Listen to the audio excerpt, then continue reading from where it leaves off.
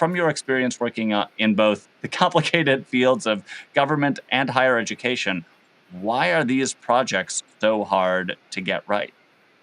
Yeah, for sure. So one thing that was really common for me to see, and you see it actually with the FAFSA launch as well, right? I think it said like they were modernizing over 20 systems or overhauling over 20 systems, and some of them hadn't been updated in nearly 50 years.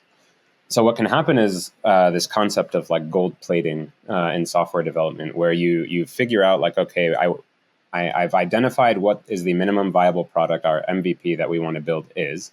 And oftentimes with these kinds of large builds, it's just modernizing the platform as like an initial goal. But then, frankly, like developers, as well as the stakeholders themselves can get starry-eyed and say, oh, well, we have an opportunity to improve this process here at the same time. And so then what can happen is you get these layers of now we're introducing new like logic to our business rules while we're also modernizing our system. Our legacy system was not well documented anywhere. And so you have developers who are trying to read code written in a language they might not understand or have never worked with to parse out business rules that their stakeholders don't know because the business rules predate them. And at the same time, they're trying to modernize, and it's a recipe for a delayed timeline.